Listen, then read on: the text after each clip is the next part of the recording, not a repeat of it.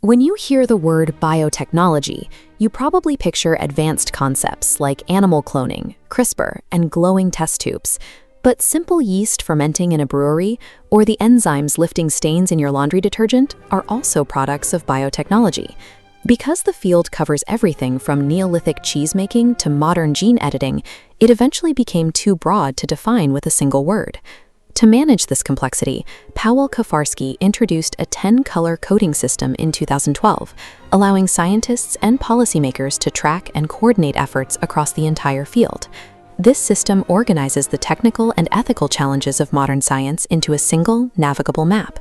We start at the baseline of the spectrum, looking at the applications designed specifically to keep humans alive and fed. Yellow biotechnology focuses on food production and nutrition. Originating around 10,000 BCE with the fermentation of bread and cheese, it is the oldest active branch in the field. Morphing alongside it is green biotechnology, or agriculture. We have tracked this science from ancient farmers selectively breeding crops to modern botanists engineering drought-resistant plants. Red biotechnology targets medicine and human health. The medical application of biology has a long history, tracing its formal beginning back to 1796 with Edward Jenner's smallpox vaccine. The field rapidly accelerated in the 1920s when Alexander Fleming discovered penicillin, creating a foundation that eventually led to today's mRNA vaccines. Together, the yellow, green, and red sectors represent humanity's ongoing triumph over our oldest existential threats, starvation and disease. Biotechnology also extends far beyond the human body, providing the tools to manage our massive industrial pipelines and the Earth's ecosystems. White biotechnology focuses on industry. The goal here is to replace toxic chemical manufacturing with clean biological processes, like using specific enzymes to create biodegradable plastics.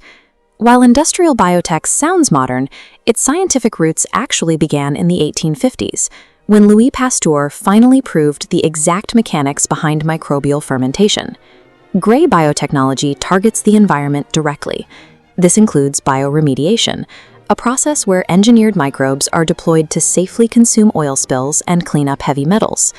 Blue biotechnology looks outward to aquatic environments, using marine resources to improve aquaculture and harvest novel compounds for new medicines. In stark contrast, brown biotechnology adapts to extreme, water-scarce deserts. Scientists like Norman Borlaug bred drought-tolerant crops to ensure agriculture could survive in highly arid environments. Together, the white, gray, blue, and brown sectors show our transition from inhabitants of the Earth to its active biological engineers. The final tier of the spectrum moves into the abstract, where biology collides with raw data, legal frameworks, and high-stakes global security. Gold biotechnology is bioinformatics. It merges biology with computational tools, utilizing massive datasets from efforts like the Human Genome Project to train AI systems for rapid drug discovery. But the ability to manipulate data and DNA introduces a severe threat: black biotechnology. This sector covers pathogen engineering, biological weapons, and bioterrorism. The sheer danger of the black sector required strict, legally binding regulations, leading to international treaties like the 1972 Biological Weapons Convention. To oversee all of this, we have violet biotechnology. It acts as the philosophical and legal manager of the field, establishing global biosafety standards dating back to the early recombinant DNA debates at Asilomar. Gold, black, and violet operate as the governing forces of this science, dictating whether these tools will ultimately save our species or destroy it.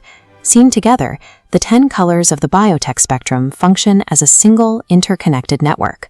For example, gold data accelerates the design of red medicine, which must then be mass-produced in biological vats managed by the white sector. The color code provides us with a critical mental framework to navigate a rapidly accelerating scientific frontier.